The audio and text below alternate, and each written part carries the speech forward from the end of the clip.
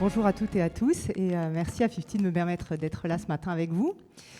Donc je suis Solange Arnaud et j'ai un parcours d'ingénieur et puis dans l'industrie pharmaceutique et aussi, vous le voyez, dans l'entrepreneuriat.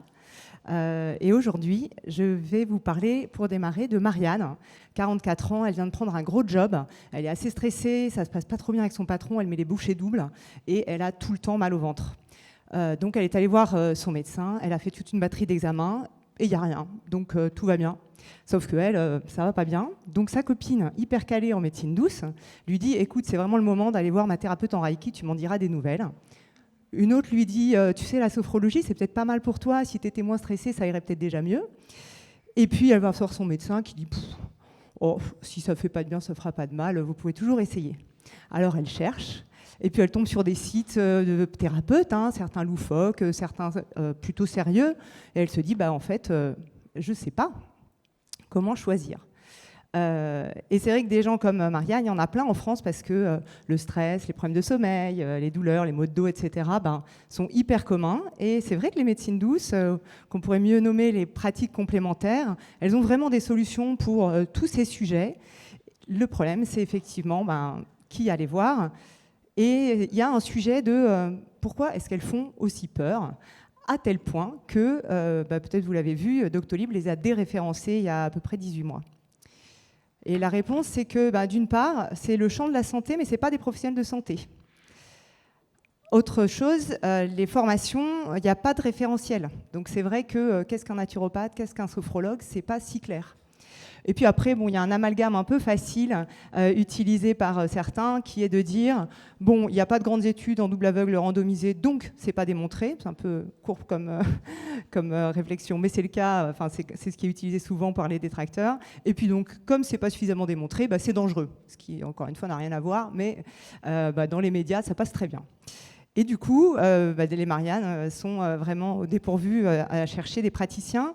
Et donc ça, c'est parce que finalement, ça reste quand même des pratiques très intéressantes. 80% des médecins les ont déjà recommandées et plus de 50% des Français les utilisent. Donc la question, c'est comment on facilite l'accès. Et c'est cette question à laquelle, en créant Médoucine il y a 8 ans, j'ai voulu répondre. Et le service qu'on rend, il est sur 2 volets principaux. Le premier, le cadre de sécurité, puisqu'on a vu qu'il y a quand même ce sujet-là. Et le deuxième, c'est le choix, tout simplement. Sur le côté sécurité, les personnes qui ont référence sur Médoucine, vite fait, c'est le Doctolib des médecines douces. Voilà, donc on fait le rendez-vous, mais comme je vais vous le dire, on fait un peu plus. Donc la première chose, c'est on vérifie les formations des gens qui ont référence.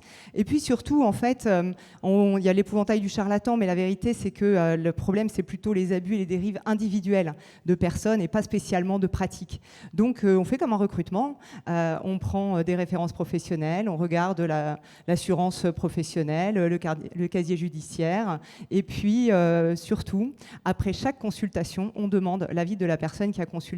Et ça, en vérité, c'est très puissant parce que les gourous, les charlatans, ils n'ont pas spécialement envie qu'on demande à leurs clients comment ça s'est passé après la consultation. Et donc ça, c'est pour le volet cadre de sécurité. Puis une fois qu'on a posé ça, la question, c'est qui je vais voir ? Le Reiki, le sophrologue, voilà. Donc sur Médoucine, on a vraiment un sujet de transparence, en fait, de donner accès à une information qui permette à chacun de choisir. Donc là-dessus, on a une grosse partie média, en fait, information sur qu'est-ce que la sophrologie, à quoi ça sert, etc. Il y a un sujet qui est dans le moteur de recherche, je peux rentrer par « je veux mieux dormir, j'ai mal au ventre », etc. Et puis, dernier point, parce qu'en fait, on a fait beaucoup de travaux sur la confiance et on s'est rendu compte que vraiment, en matière de choix, chacun a des critères extrêmement différents. Donc en fait, nous, sur les profils des professionnels, on donne accès à toute l'information qui permet à chacun de choisir selon ses propres critères. Donc pour certains, c'est les avis, pour d'autres, c'est les photos, d'autres, c'est la formation, le parcours du professionnel, la façon dont il se présente. Voilà.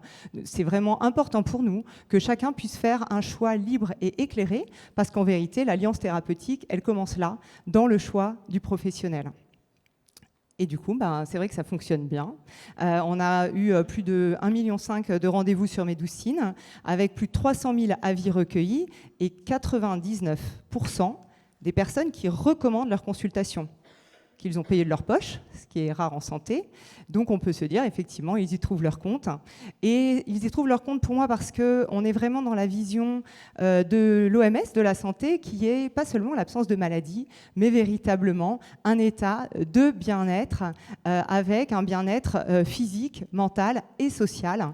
Et c'est cette vision intégrative du coup de la santé que l'on défend, notamment avec des tribunes qu'on a co-signées avec des personnalités comme Alain Toledano ou Michel Simès, parce que c'est pour moi très important. Et du coup, pour revenir à Marianne, vous vous en doutez, elle a trouvé un professionnel sur Medoucine, mais ce qui est intéressant, c'est qu'on parle patient empowerment. Là, en fait, elle a reçu des conseils d'hygiène de vie qui lui ont permis réellement de se sentir capable d'agir pour sa santé. Et on parle prévention aussi, et en fait, ces conseils, au-delà de son mal de ventre, vont la suivre toute sa vie et vraiment lui permettre aussi de rester en santé plus longtemps. Et puis, la bonne nouvelle, et ce qui est important pour nous chez Medoucine au quotidien, c'est que, du coup, elle a plus sa boule au ventre et elle peut vivre une vie plus épanouie et sereine. Voilà.